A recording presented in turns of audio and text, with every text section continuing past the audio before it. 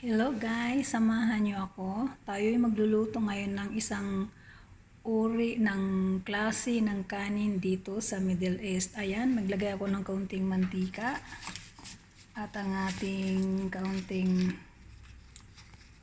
butter. Ayan. Ano lang yan. Nasa inyo yun kung gaano karami yung butter na ilalagay. Ayan, tinatangay lang natin. At ito ang ating pasta guys, na nest pasta. Yan, isasangag lang natin yan hanggang sa mag-brown. Ayan, sa hindi alam ang ginamit kong pasta, ito po siya. Ayan, nakalagay dyan ay nest. Ayan, may maliliit nito. Binili ko kasi ng amo ko, ito number 1 siya. Ayan, medyo malalaki.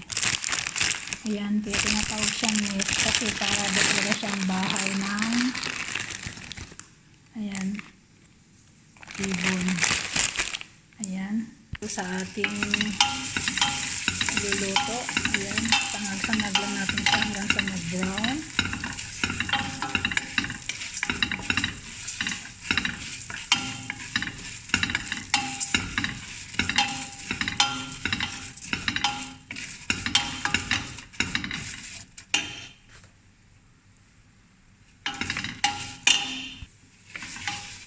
Ayan guys, nag-brown na siya.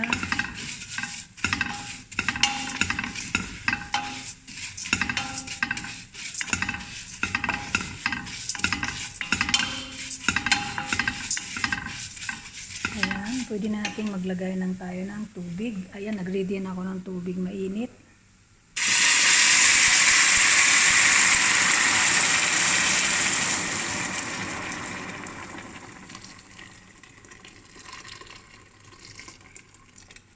Ayan. At ilagay na natin ang ating bigas. Ayan.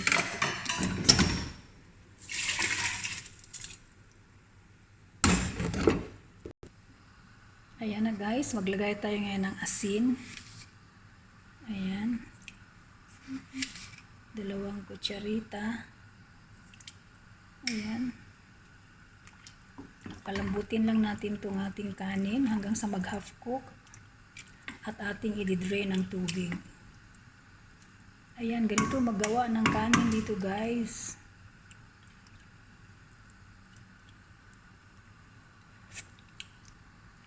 Kulang ang ating asin, maglagay pa tayo ng asin kasi maganda kasi may lasang asin ang ating kanin. Bali 3 kutsaritang asin nilagay ko kasi maraming tubig. And guys, pakuluin lang natin, pakuluin yan hanggang sa magiging half cook ang ating bigas. Ayan, nakulo na. Mix lang natin. Antayin na natin siya magiging half cook bago natin i-drain ang kanyang tubig. Ayan guys, check natin ang ating kanin.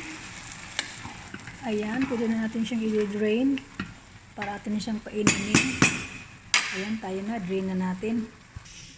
Ayan, sa pag-drain guys, hindi ko na gagamit ng salaan, igaganito ko na lang siya para mapos yung tubig. Ayan. Ah! Mali. Ayan, ganyan. Para mapos yung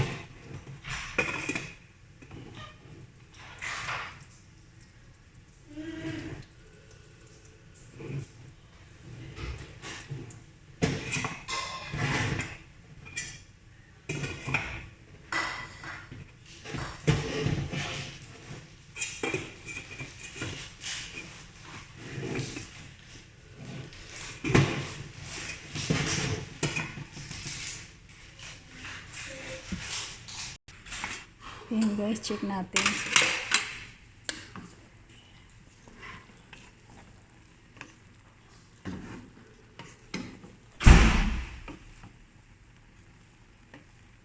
Ayan, tamang-tama yan guys. Paininin na natin siya. Atin siyang painin. Ayan. Ito na siyang tatakpan.